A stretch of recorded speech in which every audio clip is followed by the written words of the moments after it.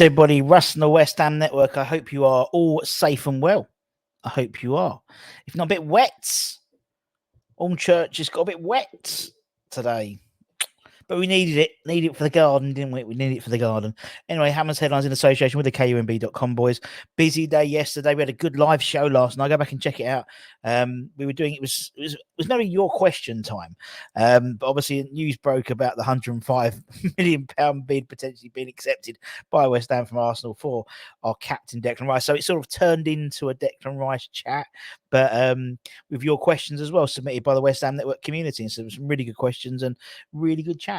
I gave my thoughts on the Declan Rice saga this morning. We also put up a great video that Chris Ross, the East End poet, put together for Declan Rice, which he gave us permission to put up, and we put a few pictures on it. It was beautiful, really good poem as always from Chris. And then at lunchtime we did our sort of Russie's rumour roundup for Thursday.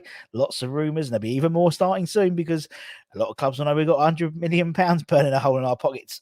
But Hammer's Headlines in association with the KUMB.com boys, as I said, 3 stories as per usual. The first one is another out.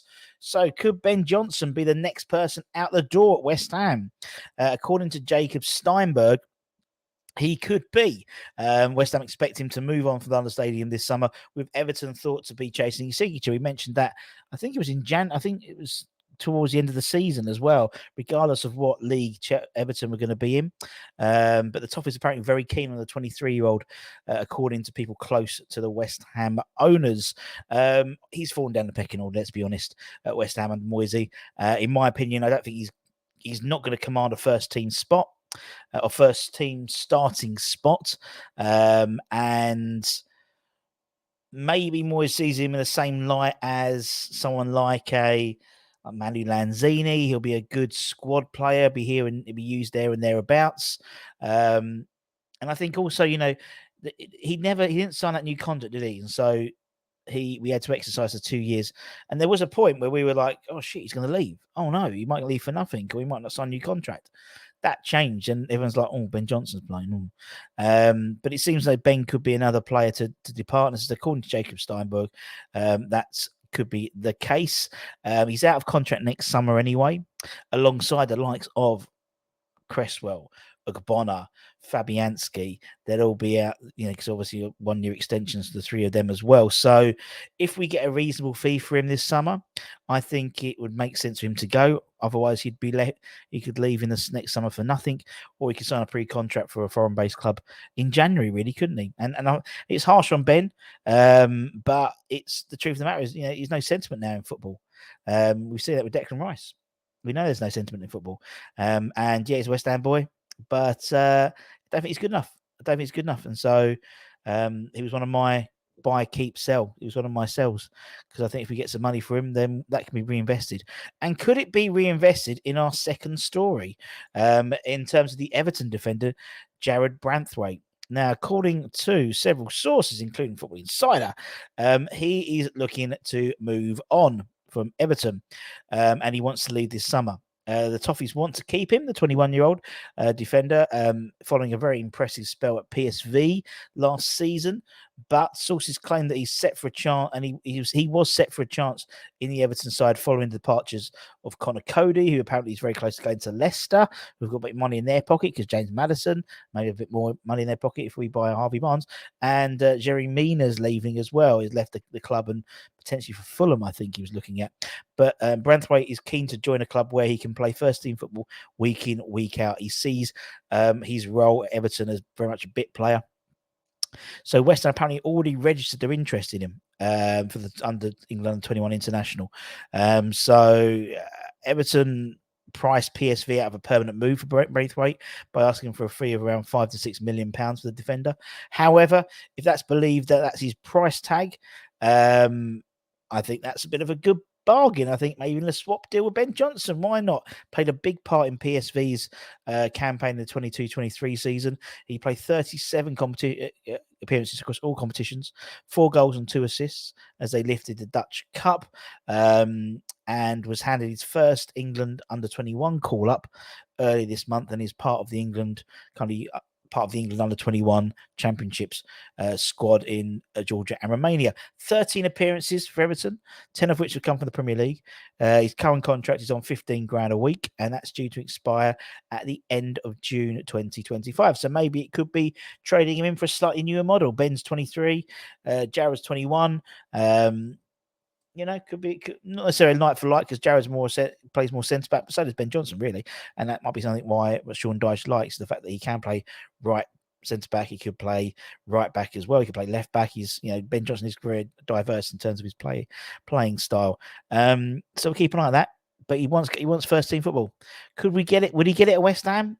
I don't think he'd get guaranteed first team football. Not week in, week out, that's for sure, with the likes of Aged and Zuma. When Zuma's injured, yeah, he'll slot in, but then you've got Bonner there as well. Don't know. Until Kira. And another player we've been linked with, I think, is our 83rd player, I think, on my list so far.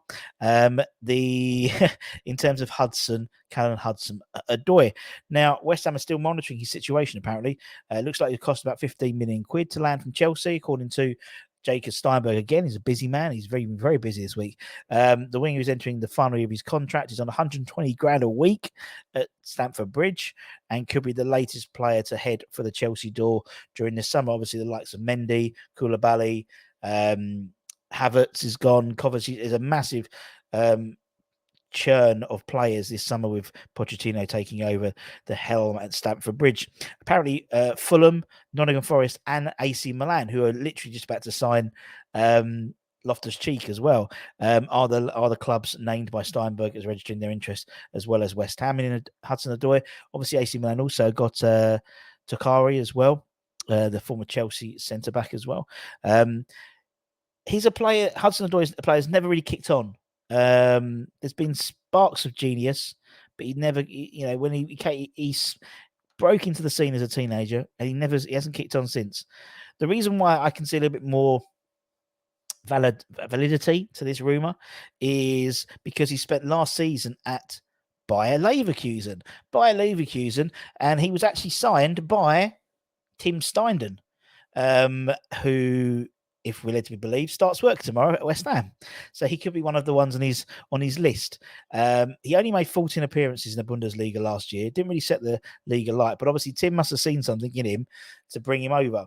And he's done it before. He brought this little bloke over from Chelsea when he was at Werder Bremen, little Belgian bloke, who then went to play for Wolfsburg, and then he moved to Man City, and then became one of the world's best players in terms of Kevin De Bruyne.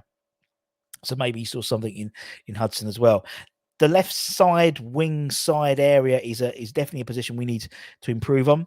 I don't think Ben Rama's a natural left-sided winger. I wouldn't mind Benny moving more into the 10 slot. Potentially, I think he's got a bit more about him then. He's a bit more involved. I think Harvey Barnes is the best option on that left-hand side. And then maybe Hudson-Odoi is the backup option. Or maybe it's about getting two left-sideds, and then we can... And then, Moisey does an inverted winger. Obviously, that gives cover. Hudson would give cover on both sides, the left-hand side and also the right-hand side for Bowen, because we haven't really got a right-hand side cover, really. Cornet, maybe, but maybe Cornet might be moved on as well.